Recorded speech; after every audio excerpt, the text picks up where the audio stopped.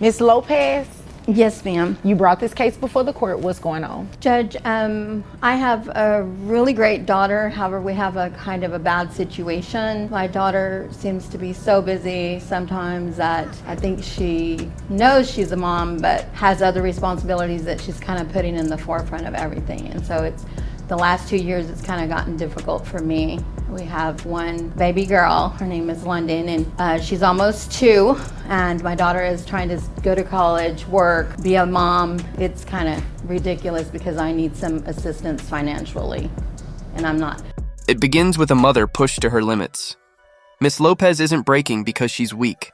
She's breaking because she's been forced to shoulder the weight of raising her grandchild while her daughter struggles to balance college, work, and motherhood. Love keeps her going, but exhaustion is setting in. Now she turns to the court, hoping for relief. Yet the question remains, will seeking help heal the rift or make it worse? You pay health insurance for the child? She is on Medicaid right now because we qualify for Medicaid. All right, okay. Anything else you want me to know before I move over to her? That's pretty much the brunt of it, so I'll let her speak her piece and see if we can maybe find a resolution today. Okay, okay. Yes, ma'am. So I am a full-time student, college student. Okay.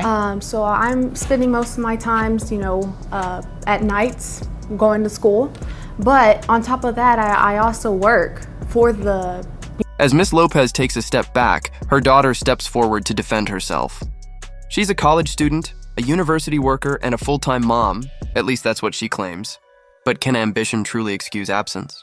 With everything on the line, she must now convince the judge that she's doing everything in her power to be the mother her child deserves. You do?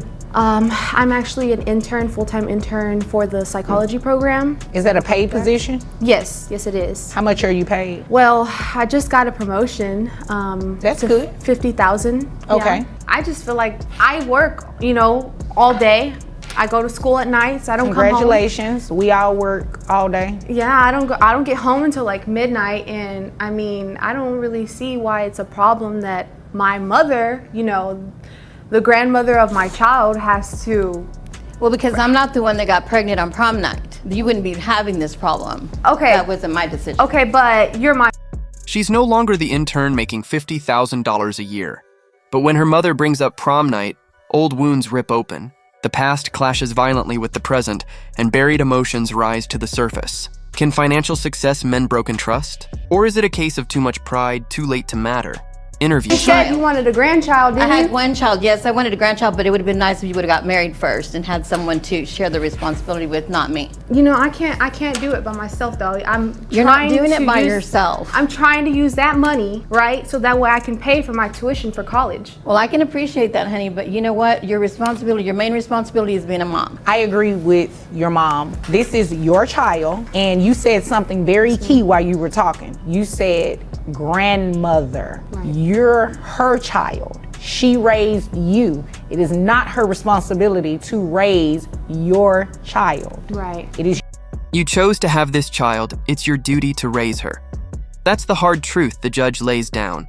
What was once a grandmother's joy has turned into a daily responsibility she never expected to bear alone.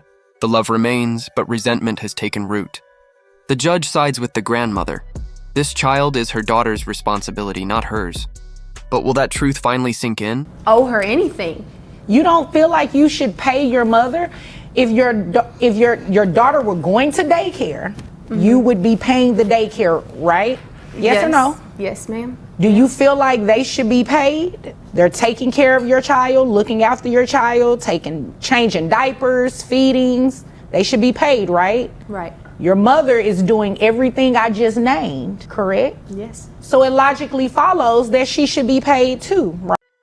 If daycare workers get paid for caring for children, then why doesn't grandma? The courtroom stirs as reason hits like thunder. Miss Lopez feeds, bathes, and changes the baby. She's doing it all. So why does her daughter refuse to contribute?